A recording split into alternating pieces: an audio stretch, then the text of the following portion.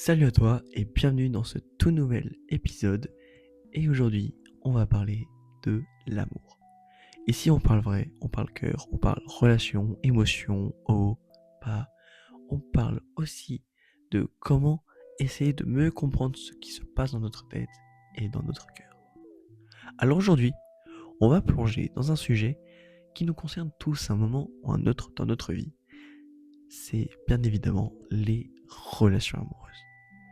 Tu sais, ces connexions, ces petits moments qui peuvent nous faire voler très haut, mais malheureusement, parfois aussi, peut nous faire tomber très très bas, toucher le fond même.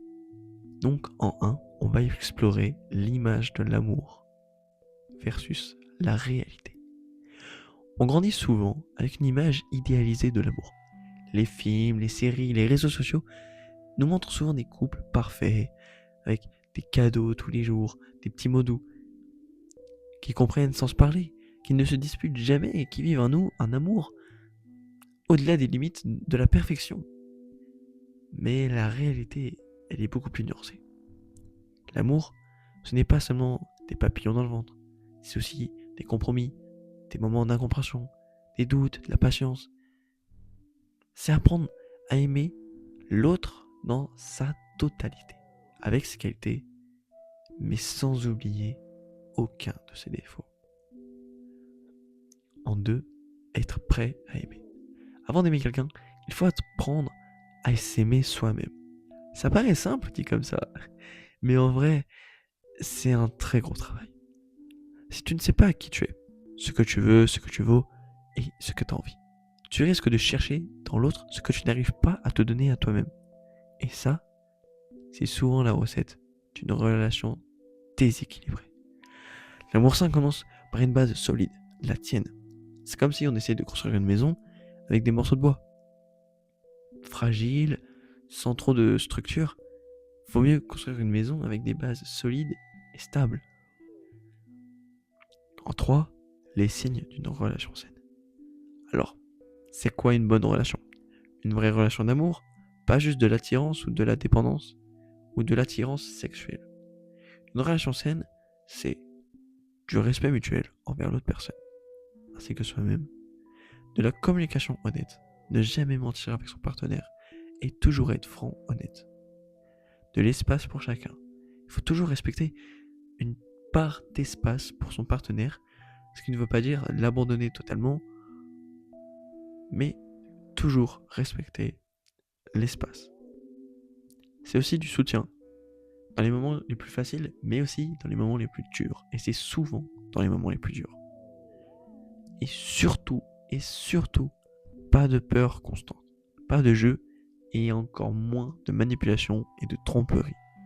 Votre partenaire est peut-être celle que vous allez garder toute votre vie. Donc prenez-en soin et respectez-la.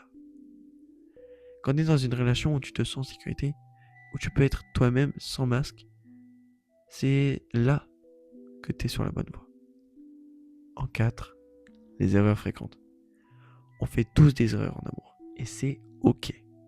Ça arrive à tout le monde de faire des erreurs plus ou moins grosses, mais certaines peuvent vraiment nous freiner. Déjà, s'accrocher à quelqu'un qui ne veut pas la même chose que toi. Ça ne sert à rien de chercher la couleur rouge dans un bâtiment entièrement rempli de couleur bleue.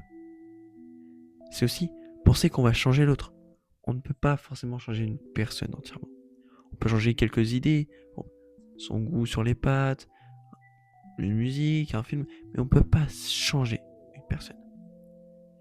On peut aussi confondre passion intense et amour sain. On peut souvent mélanger l'attirance sexuelle et l'attirance amoureuse. Et aussi se perdre dans la relation et oublier ses propres besoins. On peut trop être absorbé par le trop d'aide ou le trop de besoin de l'autre personne et s'oublier de nous aider nous-mêmes.